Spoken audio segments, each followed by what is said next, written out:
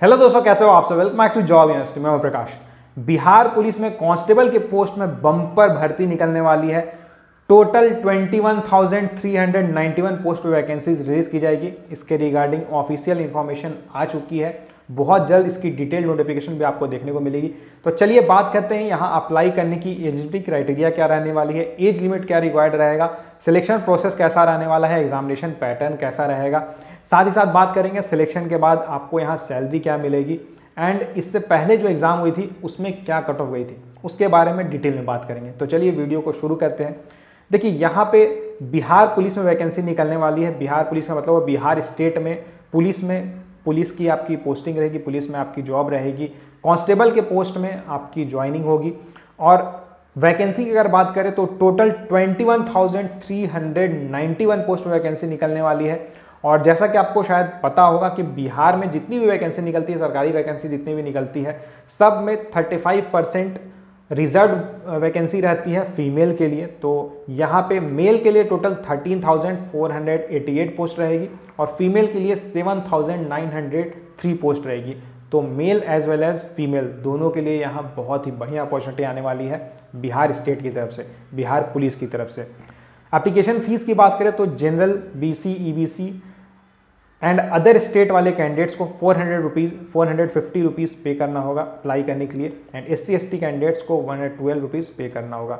देखिए यहाँ पे जो वैकेंसी निकली हुई है ये बिहार पुलिस में निकली हुई है, लेकिन इसमें ऑल इंडिया कैंडिडेट्स अप्लाई कर सकते हैं। एज की बात करें तो अप्लाई करने की मिनिमम एज 18 ईयर्स है एंड मैक्सिमम 25 ईयर्स है। अगर आप कैटेगरी में आते हो तो आपको एज में रिलैक्सेशन मिलेगा। अगर आप BC या EBC कैटेगरी में आते हो तो आपको 2 ईयर्स का एज में रिलैक्सेशन मिल जाएगा। अगर आप SC ST कैंडिडेट हो तो आपको 5 ईयर्स का एज में रिलैक्सेशन मिल जाएगा। एलिजिबिलिटी क्राइटेरिया की बात करते हैं तो यहाँ केवल 12th पास रिक्वायर्ड है। अगर आपने 12th पास किया हुआ है तो आप बिहार पुलिस में कांस्टेबल के पोस्ट के लिए अप्लाई कर सकते हो।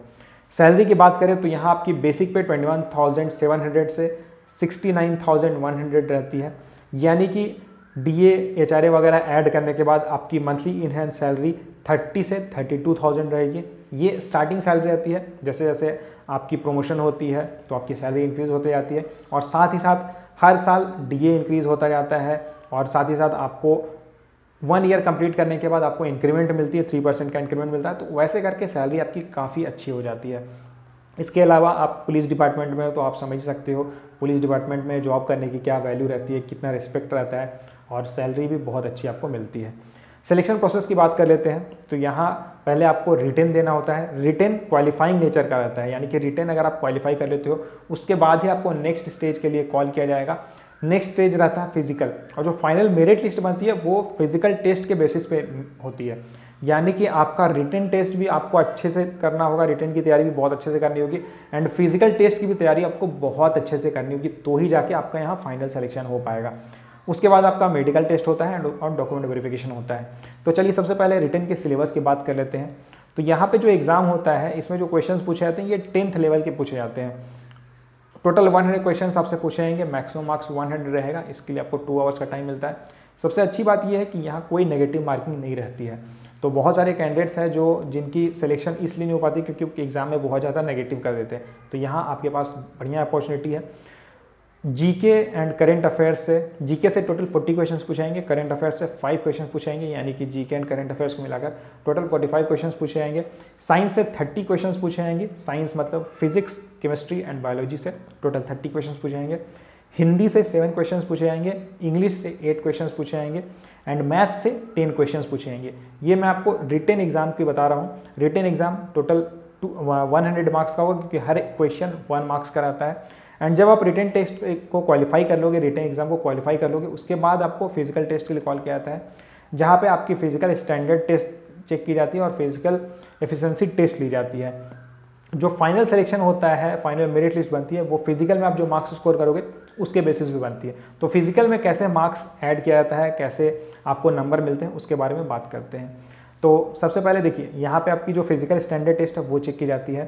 तो हाइट की अगर बात करें तो मेल के लिए जनरल या BC कैटेगरी में अगर आप आते हो तो आपकी मिनिमम हाइट 165 सेंटीमीटर रहनी चाहिए। अगर आप EBC SC ST कैंडिडेट हो तो आपकी मिनिमम हाइट 160 सेंटीमीटर होनी चाहिए। फीमेल के लिए हाइट मिनिमम 155 सेंटीमीटर होनी चाहिए। अगर बात करें चेस्ट की यहाँ चेस्ट चेक की जाती है मेल कैंडिडेट्स के लिए। तो general BC and EBC candidates के लिए 81 to 86 सेंटीमीटर आपकी चेस्ट रहनी चाहिए एंड एससी एसटी कैंडिडेट्स के लिए 79 to 84 सेंटीमीटर रहनी चाहिए।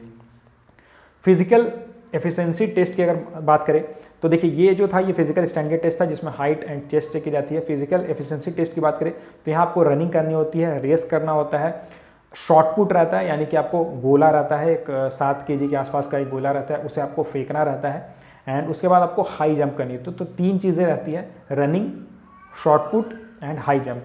तो सबसे पहले रनिंग की बात करते हैं। तो रनिंग 50 मार्क्स का होता है। ये जो रनिंग आपको करनी होती है, दौड़ लगाना होता है, ये 50 मार्क्स का होता है एंड टाइम लिमिटेशन रहता है। इतने टाइम में अगर आप कर लेते हो तो आपको इतना मार्क्स मिलेगा।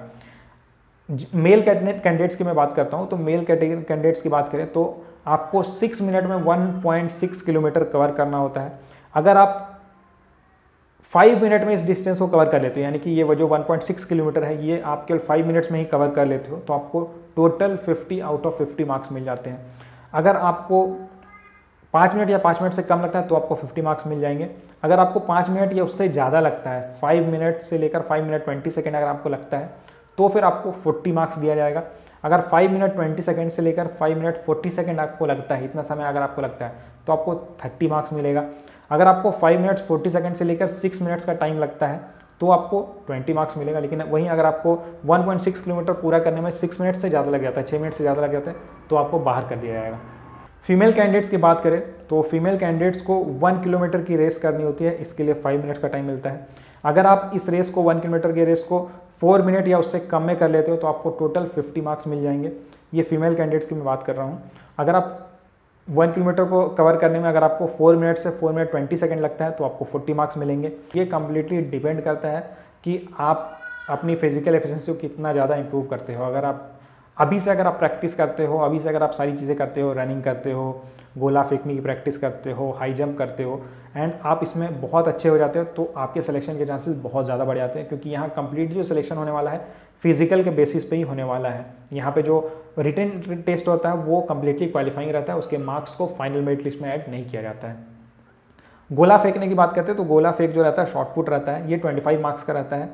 इसमें 16 पाउंड का गोला रहता है और लगभग 7-7.5 किलो का वजन हो जाता है एंड इसे आपको 16 फीट तक फेंकना होता है, यानी कि 16 फीट का रेंज रहता है जिसमें आपको फेंकना रहता है। तो अगर आप 16 फीट से ज़्यादा फेंकते हो यानी कि 20 फीट फेंक देते हो, ये मेल के लिए मैं बता रहा हूँ, तो आपको टोटल 25 आउट ऑफ 25 मार्क्स मिल जाते हैं।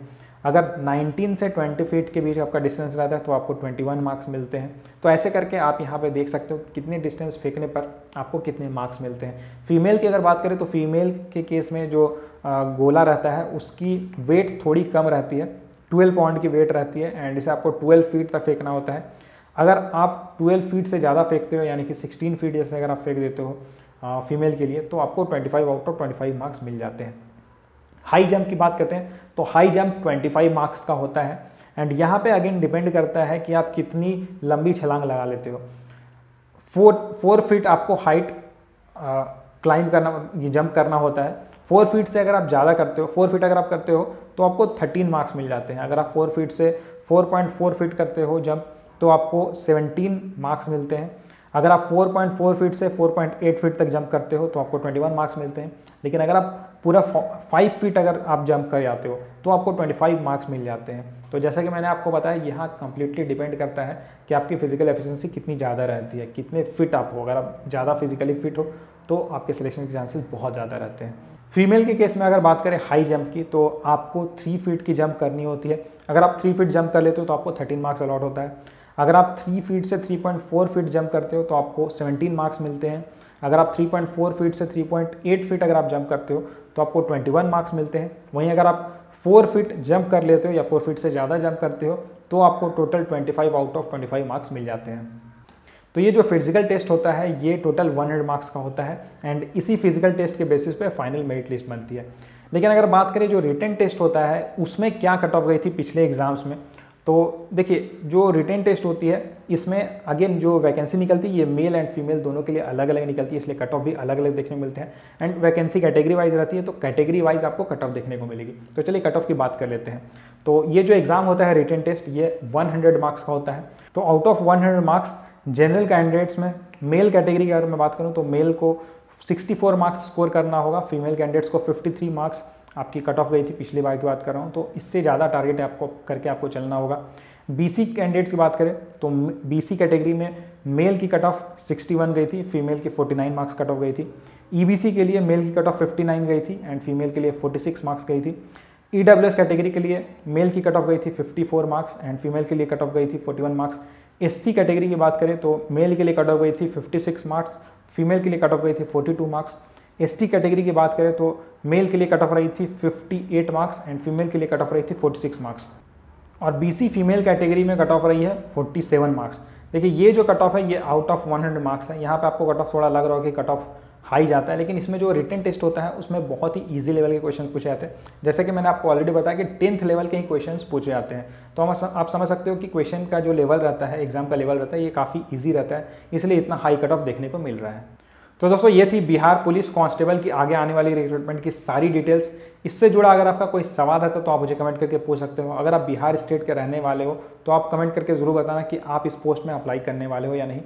और वीडियो को लाइक ज़रूर करना, ज़्यादा से ज़्यादा शेयर करना, और अगर आप इस चैनल पर नए हो तो चैनल को सब्सक्राइब जरूर कर लेना ताकि आपको गवर्नमेंट जॉब से रिलेटेड सारी इन्फॉर्मेशन टाइमली मिलती रहे। Thank you.